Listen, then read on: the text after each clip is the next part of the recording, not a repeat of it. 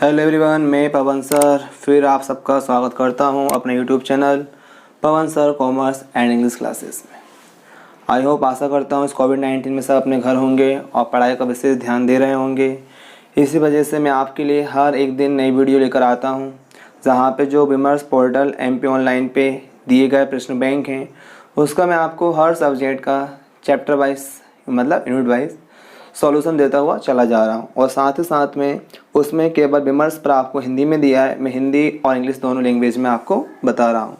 तो आज इस वीडियो में हम पढ़ेंगे अकाउंट 12th क्लास की इकाई 3 में यहाँ पर MCQ मल्टीपल चॉइस क्वेश्चन दिए गए हैं और हमारे पास इसमें 2 मार्क्स 4 एंड 5 मार्क्स में क्वेश्चन हमको प्रोवाइड कराए गए हैं। इन्हीं को हम पढ़ना समझना है। तो मैं जो MCQ हैं उन्हें हिंदी और इंग्लिश दोनों लैंग्वेज में बता रहा हूँ, उनके आंसर्स क्या हैं वो ही बताऊँगा। तो उसे आप अपनी कॉपी में राइट डाउन करें, लिखें अच्छे से। इसके बाद जो 2 मार्क्स 4 मार्क्स और 5 मार्क्स में क्वेश्चंस दिए गए हैं हिंदी में, उसका इंग्लिश ट्रांसलेशन करके मैं बता दूंगा। तो आप जल्द से जल्द अपनी कॉपी निकालें, वहाँ पे लिखें, या हो सके तो आप स्क्रीनशॉट भी ले सकते हैं। बट स्क्रीनशॉट से ज़्यादा अच्छा क्या रहेगा, लिखना रहेगा, जो आपको हमेशा आगे तक याद रहेगा। तो आइए स्टार्ट करते हैं, देर नहीं करेंगे। लेकिन स्टार्ट करने से पहले मैं आप सबसे यही कहना चाहूँगा कि आप इस वीडियो को अगर पहली बार आए हैं तो इस वीडियो को आप सब्सक्राइब करें, मतलब मेरे चैनल को सब्सक्राइब करें और वीडियो को अपने दोस्तों को, मित्रों को शेयर करें ताकि वो भी उस जानकारी को अच्छे से रिसीव कर सकें। तो आइए स्टार्ट करते हैं। हमारे पास पहले दिया हुआ है सही विकल्प चुनिए and choose the correct option.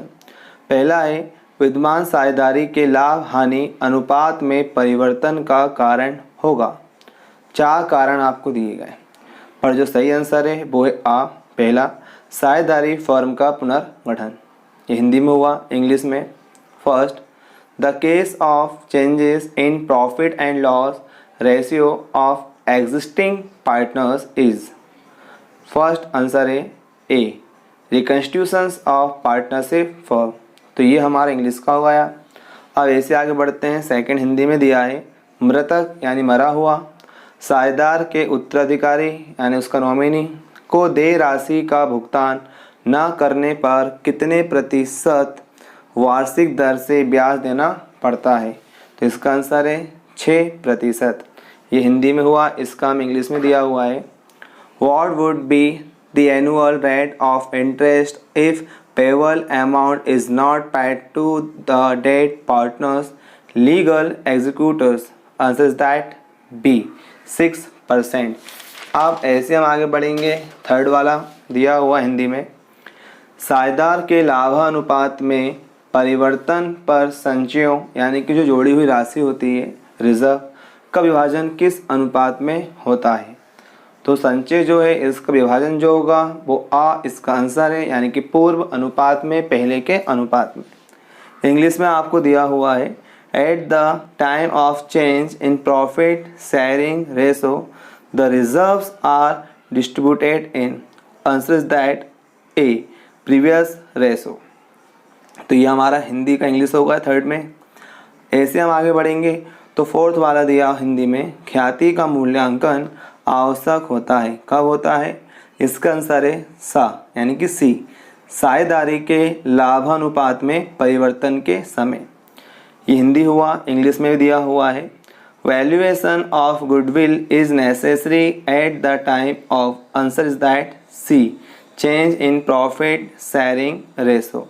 ये हमारा फोर्थ वाला इंग्लिश में भी हो गया।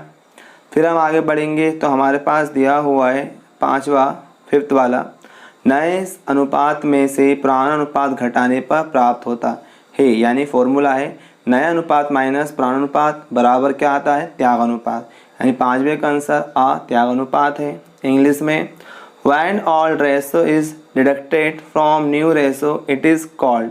Answer is that A, sacrificing ratio. ऐसे हम आगे बढ़ते हैं तो हमारे पास हो गए विकल्प। अगला दिया है रिक्त स्थानों की पूर्ति कीजिए, यानी fill in the blanks. Hindi में दिया है पहला क्वेश्चन है, लाभ पाने वाले साझेदार त्यागी साझेदारों की खालिस्तान करता है। क्या खालिस्तान करता है? उनकी कमी को पूरा, यानी क्षतिपूर्ति को पूरा। तो पहले का आंसर है क्षतिपूर्ति। इंग्लिश में the gaining partner fill in the blanks, the sacrificing partner answer is that कंपेंसेट्स।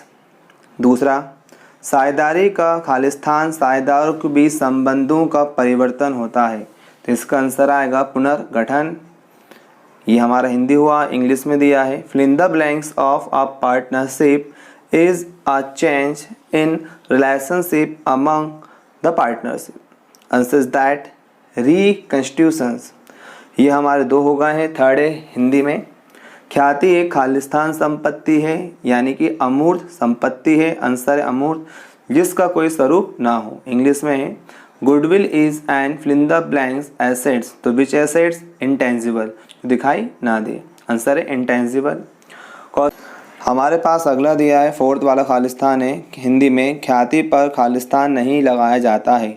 क्या नहीं लगाते हैं ख्याति पे? इसके दो आंसर हैं, एक ह्रास होता है और एक कर होता है।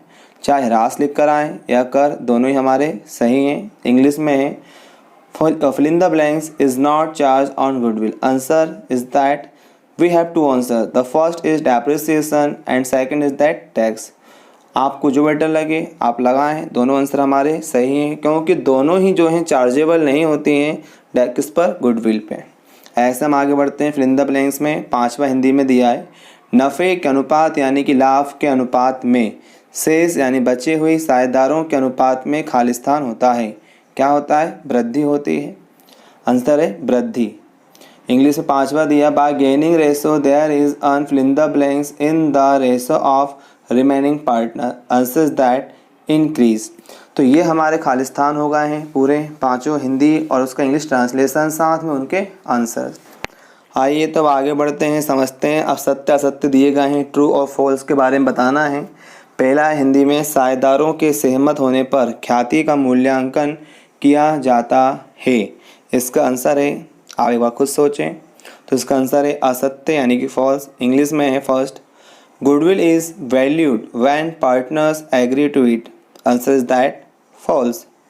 दूसरा हिंदी में है अधिलाभ सामान्य लाभ से अधिक होता है, बिल्कुल होता है, तो इसका आंसर क्या है? सत्य है एंड ट्रू।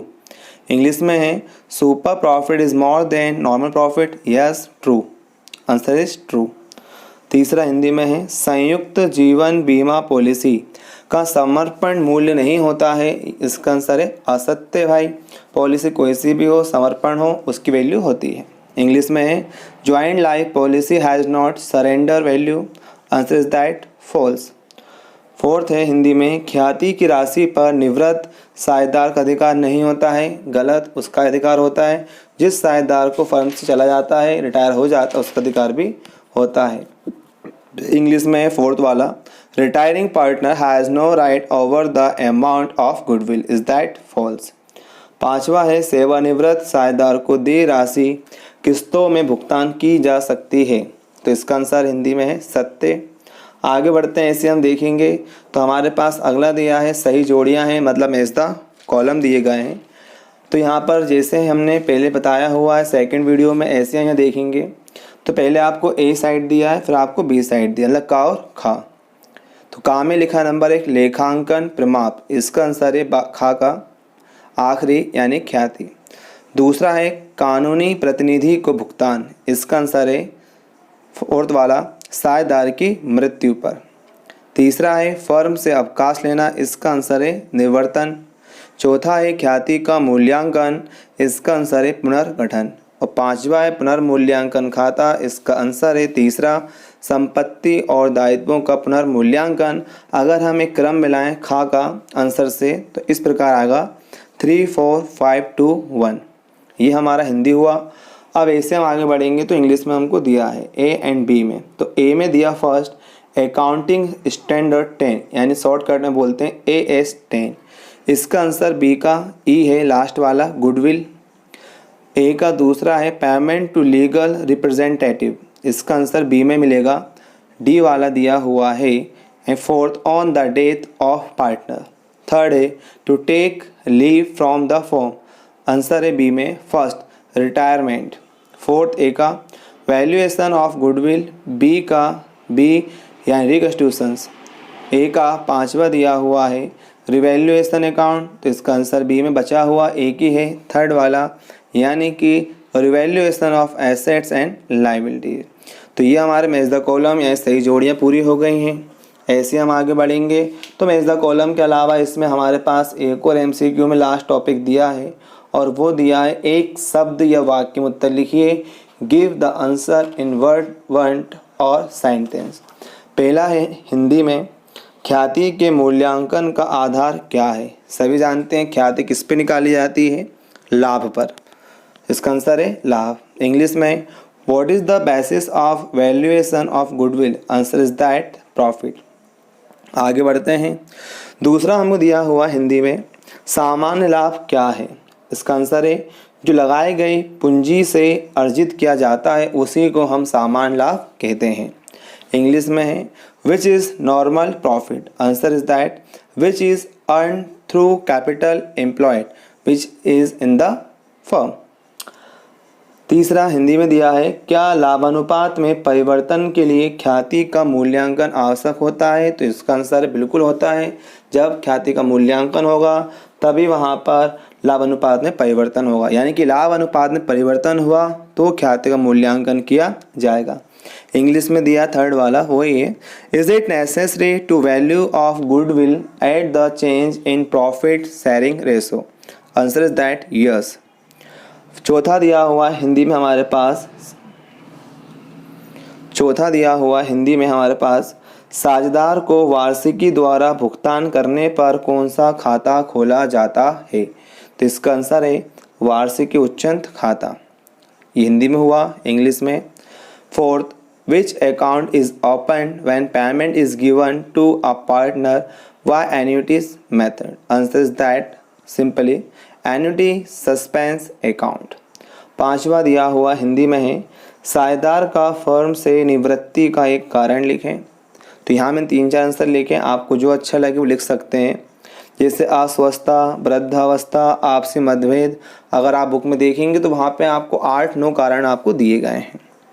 इसके अलावा इंग्लिश में है, right one reason for retirement of a partner. The first is illness और ओल्ड एज और म्यूचुअल डिस्प्यूट, जो आपको अच्छा लगे। तो ये हमारे इकाई यानी यूनिट नंबर 3 के पूरे MCQ कंप्लीट हो चुके हैं, जिसका हिंदी और इंग्लिश दोनों ट्रांसलेशन हो गया है और उनके आंसर बता दिए गए हैं। ऐसे हम आगे बढ़ेंगे तो अब हमारे पास यहाँ पे 2, 4 और 5 मार्क्स में क्वेश्चन दिए गए हैं, जिसका ट्रांसलेशन कर रहा हूँ। तो पहले हम करेंगे 2 मार्क्स वाले। स्टार्ट करते हैं। 2 मार्क्स में 5 क्वेश्चन दिए गए हैं। फर्स्ट क्वेश्चन है, त्याग अनुपात क्या है। तो आइए स्टार्ट करते हैं, देखते हैं 2 मार्क्स में। तो 2 मार्क्स में फर्स्ट क्वेश्चन दिया गया है, त्याग का अनुपात क्या है, यानी कि त्याग अनुपात क्या है। इंग्लिश में है, व्हाट इज सैक्रिफाइसिंग रेशो। दूसरा है हिंदी में, प्राप्ति अनुपात क्या है। प्राप्ति यानी कि लाभ प्राप्ति अनुपात क्या है। इंग्लिश में इसका है, what is gaining ratio. Third, Hindi में पुनर्मूल्यांकन खाता क्या है। इसका इंग्लिश है, what is revaluation account. Fourth, Hindi में ख्याति से क्या आशय है। इंग्लिश में आएंगे तो इंग्लिश बनेगा, what is mean by goodwill. Question number 5वां है 2 मार्क्स का लास्ट क्वेश्चन, हिंदी में अधिलाभ क्या है। इंग्लिश में व्हाट इज सुपर प्रॉफिट। तो ये हमारे पास 2 मार्क्स के पूरे कंप्लीट हो गए हैं। तो ये हमारे पास 2 मार्क्स के पूरे क्वेश्चंस कंप्लीट होगा, जिसका हिंदी और इंग्लिश मैंने आपको साथ साथ बता दिया है। ऐसे हम आगे बढ़ेंगे। तो आप 2 मार्क्स के अलावा 4 और 5 मार्क्स में आएंगे। तो 4 और 5 मार्क्स में हमें दिए गए हैं टोटल जो क्वेश्चंस हैं, अगर आप देखें विद न्यूमेरिकल्स तो वो 12 क्वेश्चंस हैं। लेकिन मैं आपको जो बाकी क्वेश्चंस हैं न्यूमेरिकल्स, वो अलग से वीडियो बना के उसको पूरा प्रॉपरली समझाऊंगा, एक्सप्लेन करूंगा, ताकि आप न्यूमेरिकल्स को भी अच्छे से कर सकें। तो पहले जो थ्योरेटिकल क्वेश्चन दिए गए हैं उसको हम देखते हैं और समझते हैं। पहला है, साझेदारी पुनर्गठन का कारण लिखिए। ये हिंदी में है। इंग्लिश में है, write the causes of partnership reconstitutions. English हुआ। सेकंड हिंदी में है, ख्याति उत्पन्न होने के कारण लिखें। इंग्लिश में है, state the causes of origin of goodwill. Third Hindi में, ख्याति की विशेषताएं लिखें। इंग्लिश में है, write the characteristics of goodwill. Fourth Hindi में है, ख्याति के प्रकार लिखें। Explain the types of goodwill. पांचवा है हिंदी में, ये पांचवे के अंदर 2 क्वेश्चन पूछे गए बना के। फर्म से अवकाश ग्रहण करने वाले साझेदार या मृत साझेदार के प्रतिनिधि के देय राशि की गणना किस प्रकार करेंगे। इंग्लिश में है explain the procedure of determining the amount payable to a retiring partners और एग्जीक्यूटर ऑफ डिकीज पार्टनर। तो पांचवे के अंदर 2 क्वेश्चन से दोनों का आपको मिक्सअप दिया, मैंने दोनों बता दिए। आखिरी है इसमें थ्योरेटिकल छठा, सेवानिवृत्त साझेदार को देय राशि की भुगतान करने की विधियां समझाइए। इंग्लिश में है explain the different method of payments of amount due to retired partner. तो ये यहाँ पर थ्योरेटिकल क्वेश्चंस हमारे पूरे हो गए, जिसकी हिंदी से इंग्लिश मैंने आपको बता दी है। आप कॉपी के अंदर लिखें, और वीडियो आपको अच्छी लगी हो तो प्लीज़ इसे लाइक करें, यदि पहली बार आए हैं तो सब्सक्राइब करें और बेल बटन पे के दिए हुए आइकॉन पे क्लिक करें, ताकि जब भी कोई वीडियो अपलोड करूं तो सारी नोटिफिकेशन सबसे पहले आपको मिल जाएं। क्योंकि ये हमारा काफ़ी क्लोज टाइम है एग्ज़ाम का। घर पर रहें, सुरक्षित रहें, पढ़ाई करें। धन्यवाद।